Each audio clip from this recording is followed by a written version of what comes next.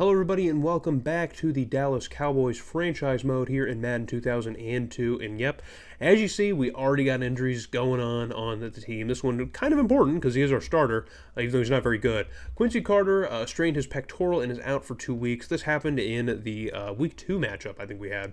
That we simmed at the end of the last video, and so that takes us into our Week 3 matchup at home facing the Atlanta Falcons, one of the only teams in the NFL who's objectively worse than we are. So this should be a pretty easy game for us. It should be a winnable game. I'm not going to say easy. It should be a winnable game. No game's probably going to be easy given how the season has started so far, but it should at the very least be a winnable game. We do stack up a whole lot better than the Falcons do against us, but we're going to have to do it now without Quincy Carter. So already our depth at the quarterback position is non-existent. We don't even have anyone at the start, at the top. So we're going to be relying heavily on that man right there, Mr. Michael Bishop, as we brought him in as a free agent. He's a 61 overall, I think. Quincy Carter's a 62, and I think he's a 61, or it might be 61 and 60 overall. But regardless, we have a low 60 overall quarterback starting this game, and as GM, I'm sure a lot of Cowboys fans are probably scratching their head and throwing their hands to the sky, asking why on earth do we have a 60 overall quarterback or just that caliber, you know? Like, imagine this in real life. It'd be like kind of the Raiders with Aiden O'Connell and Gardner Minshew, you know? They're like, why is that our only options? And I guess that's essentially where we're at in year number 2, but things should be, I don't even know.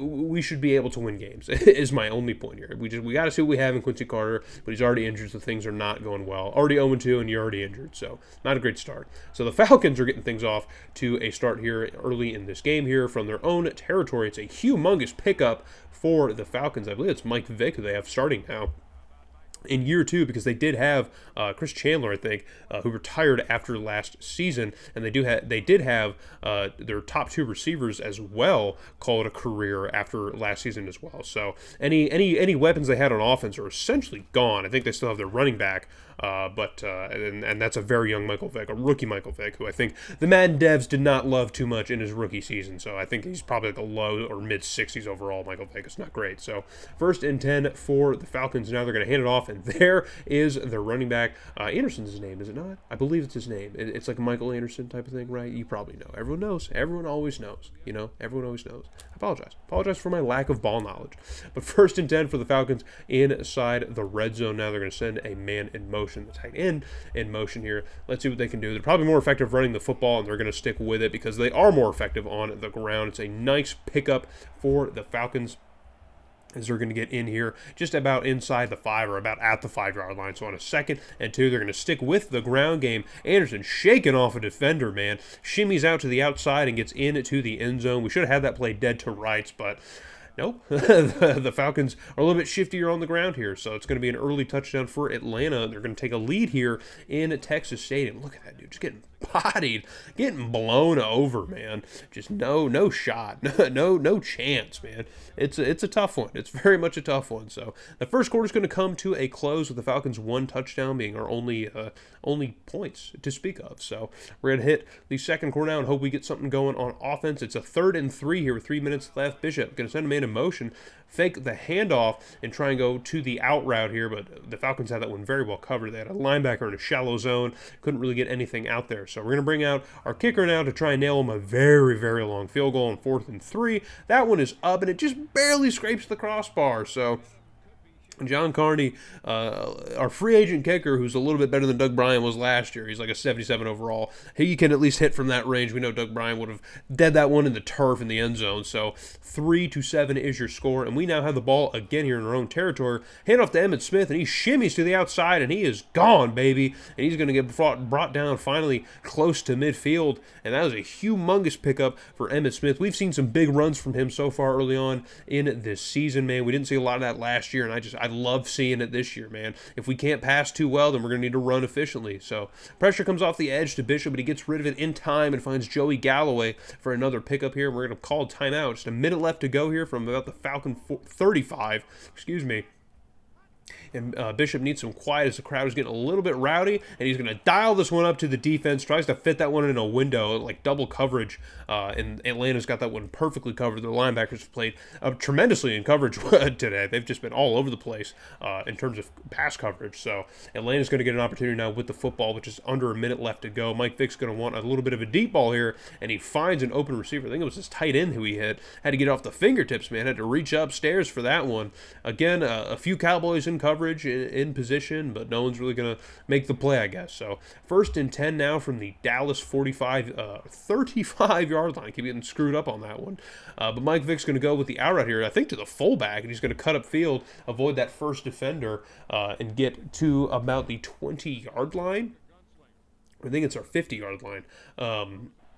And so now Atlanta's going to call a timeout or run the clock down. It was the 20-yard line. So Atlanta's going to try and go. It's kind of a chip shot. Not too long here. About 37 yards as we see. And Arians knocks this one through to extend the lead to 10-3. So first half of play is over here. A turnover that we had. Nothing's going to happen in the third quarter. So 10-3 is still your score, as neither team's offense can really get anything going in the second half. So it's a big, big fourth quarter that we need here. Atlanta's got the ball at their own 40-yard line. Vick's going to drop back, gets rid of this one, quickly finds an open man, shakes off a defender, and gets brought down by another. But not before we're getting this one inside the Cowboys' 40-yard line. So I haven't seen too much pass protection from our own secondary. That's an area that we're actually fairly decent at. It's really just the offense where things are kind of not that great. So we need to see a little bit better on defense. We already got a third down here for Atlanta. They're going to hand off to Anderson. He's got nowhere to run. So we loaded up that box here, and Anderson was not able to find any room. So Atlanta's going to have to go to Arians yet again to try and knock home some more points. And that one barely gets through, man. You want to talk about scraping the crossbar. 45-yard from Arians is just barely good. So 13-3 is now your score. Plenty of time to erase that. Not really. There's a minute left. So on 3rd and 10, Bishop needs something massive, and he picks up something massive as he finds Reggie Bismail downfield, and it's a humongous pickup. And now we're going to run the hurry up here, try and run with some tempo here, conserve as much clock as possible. But we're going to blow the timeout anyway, so as the clock hits a minute left to go. So here in Atlanta territory now, we need to score and then get the ball back somehow. So it's going to be a lofty goal here, but we got to try our best. So Bishop's going to go with the out route to Joey Galloway. Joey Galloway does haul it in, but he can't get out of bounds, so we're going to have to blow some time here. It's kind of a waste of a play. So 56 seconds. Bishop again drops back and again wants to throw it to the out route, and that one I think might have been bobbled, but Emmitt Smith still comes down with it. So he's not just a good runner, man. He apparently has some hands as well. So again, can't really get to the sideline, so the clock is going to continue to run, and Bishop's going to go with the spike, but we did get the first down this time, so we can afford to spike the ball. So only 39 seconds left to go. We're running out of time here to even up this game. So on 2nd and 10, it's shotgun formation. Bishop going to take a low snap here and send this one across the middle to Joey Galloway, who cuts up field right around the middle of the field. And he's got the first down and a bit more. He's inside the 10-yard line, just barely.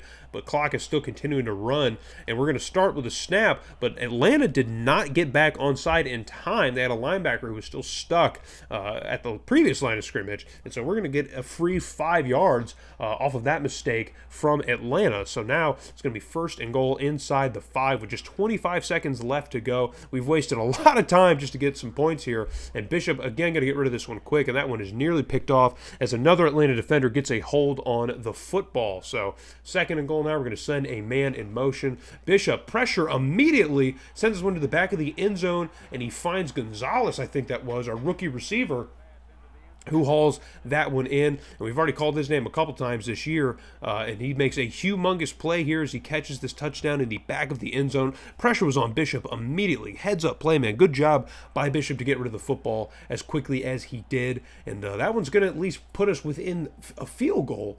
Excuse me.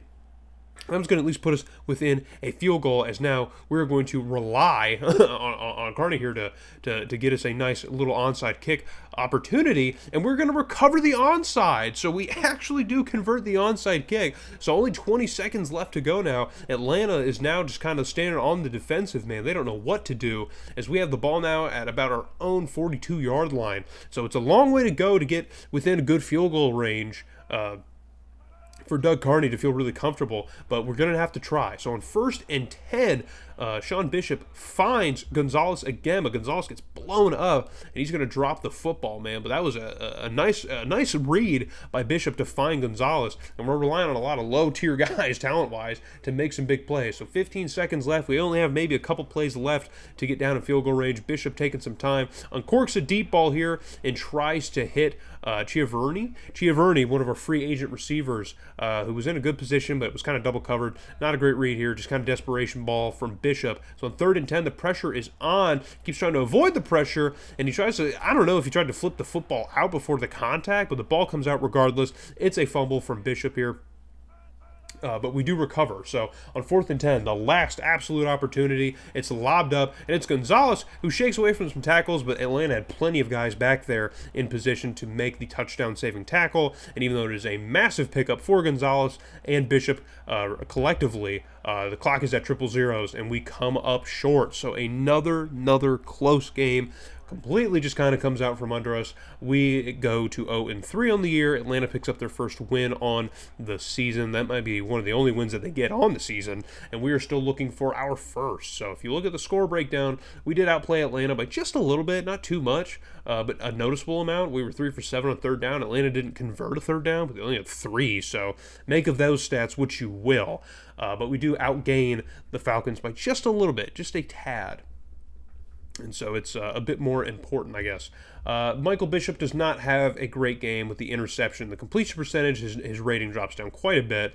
Not the best game from him. Emmitt Smith, 52 yards on the ground on just 7 attempts here. Joey Galloway and Raghib Ismail leading the charge receiving-wise. That's kind of how it should be.